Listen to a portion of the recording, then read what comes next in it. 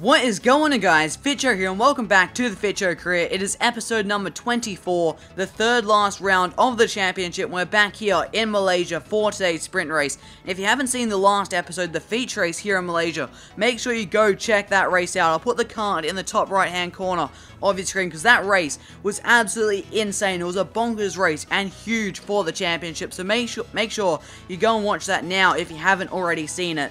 But as most of you probably already know, that race was absolutely crazy. I got taken out on the first lap by my championship rival Antonio Giovinazzi heading down the back straight. I was 40 seconds back off everyone except I think it was Oliver Rowland who got caught up with me. With the safety car, I pitted for the Inters a lap earlier than anyone else because of the safety car.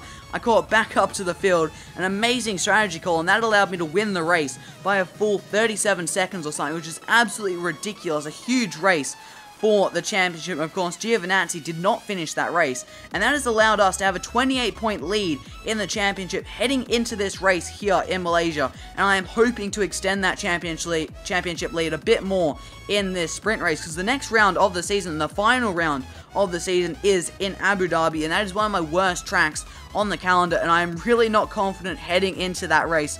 The only way I would be confident heading into Abu Dhabi is if I had already won the title, and with only 19 points available today, I can't possibly win the title. I'd fall 1 point short of winning the title because there's 48 points up for grabs total in Abu Dhabi. We want to try and build the biggest cushion we possibly can between myself and Giovinazzi today, because like I said, I am not confident for the final round of the season.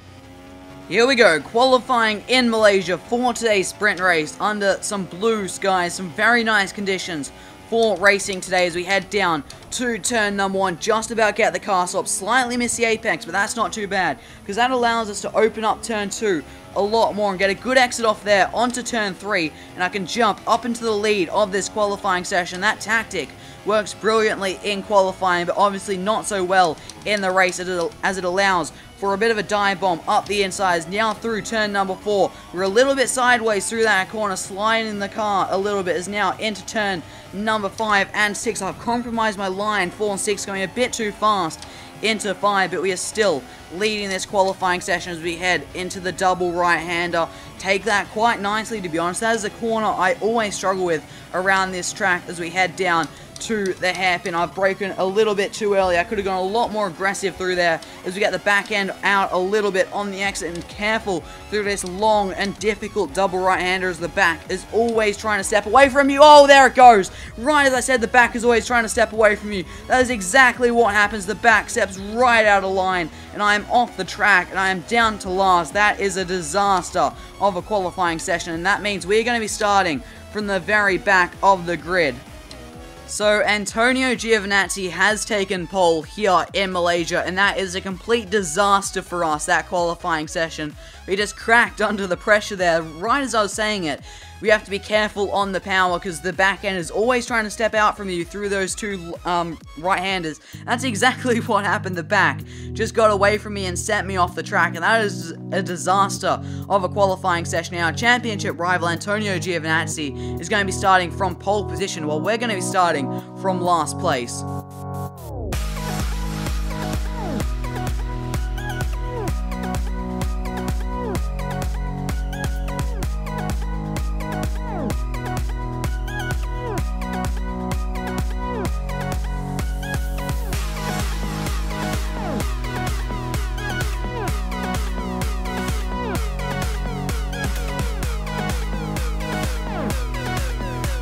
So we're going to be starting today's sprint race out of last place, and that means we have to get a little bit creative with the strategy. But of course today is the sprint race, and that doesn't give us much room to be flexible with the strategy because of course it is a pretty simple one-stop for these races. So my plan is to start on the soft tires like the majority of the field, at least definitely the top 10 cars, and push as hard as I possibly can in the first 4 laps. And then on lap 4, the end of lap 4, I'm going to come in for my one and only stop a lap earlier than what the original strategy says and what I'm assuming most of the other cars will do, to try and get an undercut there and then go 1 lap longer on the hard tires, which I'm pretty confident I can do. Here we go, engage the clutch, get the revs up as the lights come on. We've got 5 lights. And it's lights out, and away we go. The sprint race here in Malaysia is underway. It's got a fair bit of wheel spin off the line, but it hasn't been the worst start in the world. We're right on the back of our teammate as we head down towards turn number 1. As we pull to the inside, we're going to go very late on the brakes, possibly up the inside of Matsushita. Careful of our front wing because we don't want to lose that as Matsushita slots in front of us. We're side by side with his teammate Felix Sorrell, so we go around the outside of the Carlin as we're now right on the back of Jordan King as we head through turn 3 and up towards turn 4. Can I try something up the inside of the Campos into turn 4? Yes, I can. Up into 14th place as we make that move stick on Jordan King, who was actually on the hard tyres. So it's good that we've actually got past him, because I think most of the runners in front are on the soft tyres. And of course, we don't want to get held up too much as we're right on the back of Nobuharu Matsushita. We think about it up the inside of the double right there, but that was definitely not a good idea to go for that move, and thankfully I backed out of it because that is not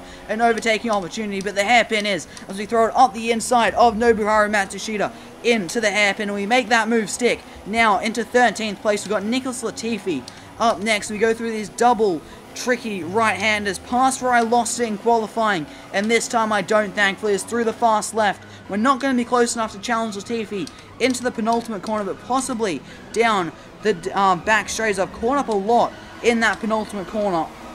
We're going to change the car up into Rich Revs, getting the slipstream of the Dams car as we head down the back straight towards the final corner. I'm not quite close enough. Careful on the brakes. We want to get a good exit off this corner if we can to have a good run down the pit straight. We're right on the back of Latifi in his Dams. We're right on the gearbox in the slipstream. Rich Revs. We're going to pull to the inside as he pulls to the inside of Gustav Malio. We're 3 wide down into the first corner. We're going to get past Latifi and Malio as we come ever so close to hitting the back of Alexander Albon's ART car, as it looks like there's a lot of squabbling going on up ahead, causing everyone to slow down quite a lot. As now we've got the run on Alexander Albon. We sneak to the inside through turn 3 and we make that move stick up into 10th place. We're only 2 places outside of the points now as we're right on the back of Louis Delatraz through turn number 5. We're going to go back to the left, try and open up turn 6 to get a good run off 6. We've got a brilliant run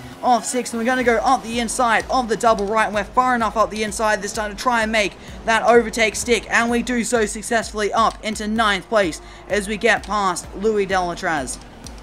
Here goes Luku Giotto on Norman Nato as we head down to the final corner. I'm just going to be ultra cautious here, try and get a good run off the corner, because this is going to help me get past Norman Nato as he gets hung out to dry a little bit by Luku Giotto. And we're right on the back of the Russian time. We pull to the inside. We've got Rich Revs. It looks like teammates are battling up ahead, the 2 Primas, and it looks like we're going to make that move stick on Norman Nato for 8th place, but he's trying to go around our outside, which will become the inside for turn 2, as Giotto is going for the move on Charles Leclerc, who I believe has some sort of problem, at least Jeff was telling me that, as now we're going to go around the outside of the Monegasque driver through turn number 3, and we make that move stick. Now he's going back up our inside into turn 4, we leave him the space around the outside a little bit in the grass, but we do make that move stick, and we're now up into 7th place. Oh, someone's had an engine failure in front of me. Who is that? It's Sergei Sorokin in the ART, and that's going to give us another place as we're now up into 6th place, and hopefully that doesn't cause a safety car. I don't really want a safety car right now. Well, and it could actually help me, but we'll lose a lot of laps of racing, which is not what I want. I want as much time as I possibly can get to try and pick through this field, as Giotto is going for a move, and I think that is Antonio Fuoco down into turn number 1. We're just going to sit behind, try and make the most of this, open up turn 2 to get the best run we possibly can, because both of them are going to have a compromised run off turn 2, and Fuoco almost hits us there, diving back across our line, and we have to go round the outside of turn number 3, and we make that move stick. Now into 5th place, we go too deep into turn 4. He's going to look up our inside. We just managed to hold on there.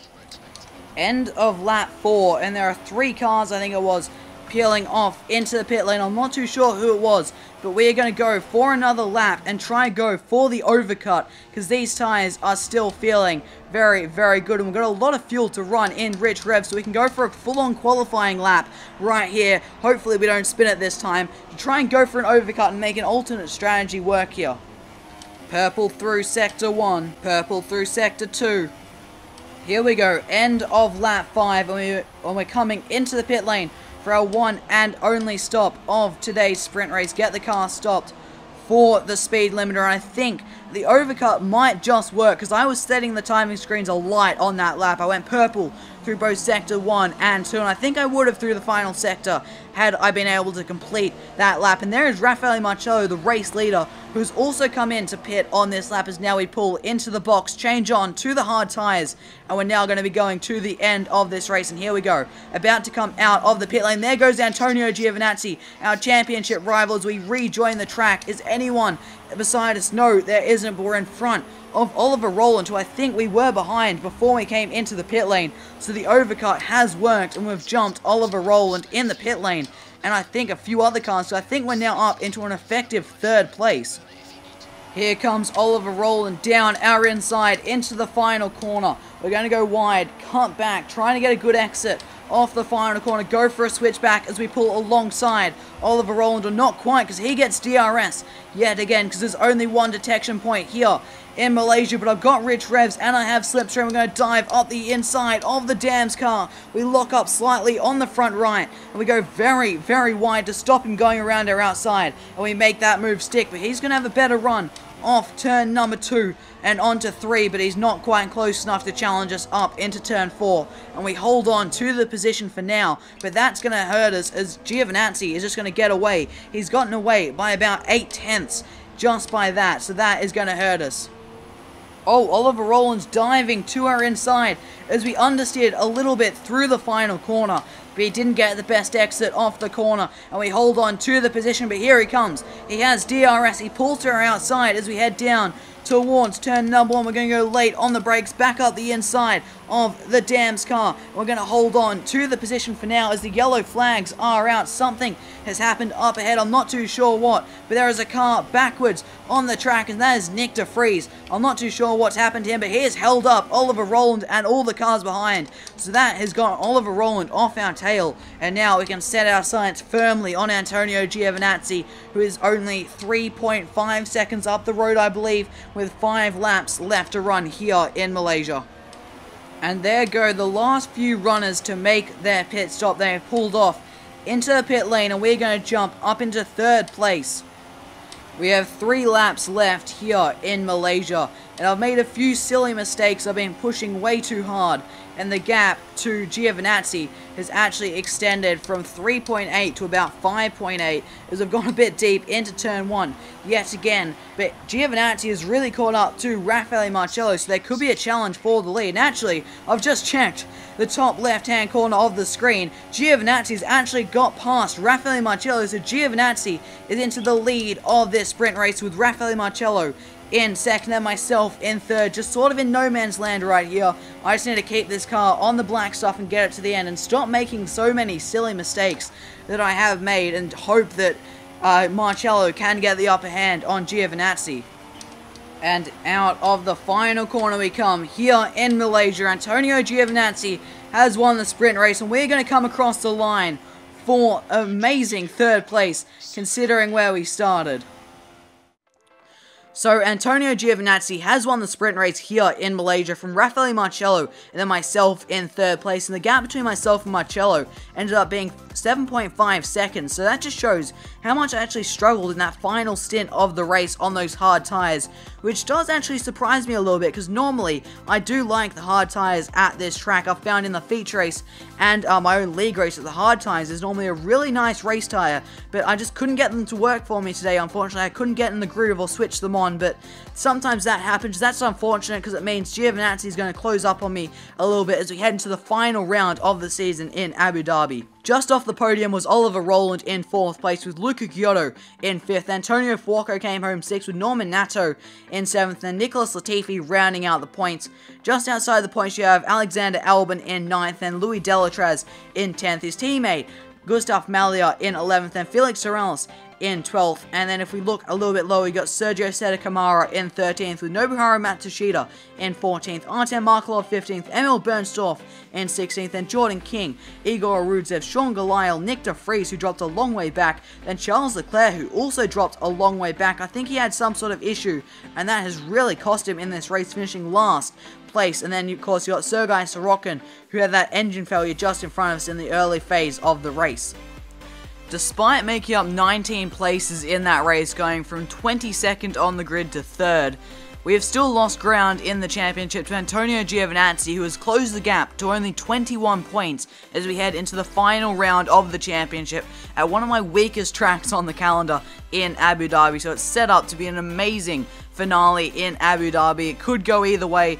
I am weak at Abu Dhabi, and I think Giovinazzi is definitely stronger than me, but I have the upper hand going in. So it's going to be interesting to see if Giovinazzi can close the gap. And speaking of the championship, I guess we do have to mention Louis Delatraz, who is sitting in 3rd place. He is 47 points off myself in the lead of the championship, and there are still 48 points up for grabs in Abu Dhabi, so technically he can still win the title mathematically, but for him to win, he would have to win both the feature race and the sprint race, get pole position for both of them, and get the fastest lap in both of them, and have myself not score any points and Giovinazzi not score any more than 21 points. So realistically, he has no chance. It all comes down to this between me and Giovinazzi in Abu Dhabi. In 4th place is Oliver Rowland on 153 points, 10 points more than Raffaele Marcello in 5th place. 13 points back off Marcello is Norman Nato in 6th, with Luca Giotto only 5 points behind him.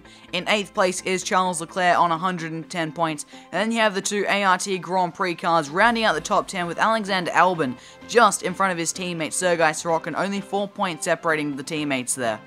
Racing Engineering continue to lead in the team's championship. However, their advantage over MP Motorsport has come down to only 11 points as we head into the final round of the season. In 3rd place is Dams on 235 points, and only 1 point behind them is Campos Racing, and only 2 points behind Campos is Trident on 232. So there's a very, very close battle there between Dams, Campos, and Trident for 3rd place in the team's championship. In 6th place is Prima Racing and ART Grand Prix, as the 2 teams are currently tied on 192 points apiece. In 8th place is Russian Time, only 9 points back off Prima and ART, so there's a pretty close battle there for 6th place between Prima, ART, and Russian Time.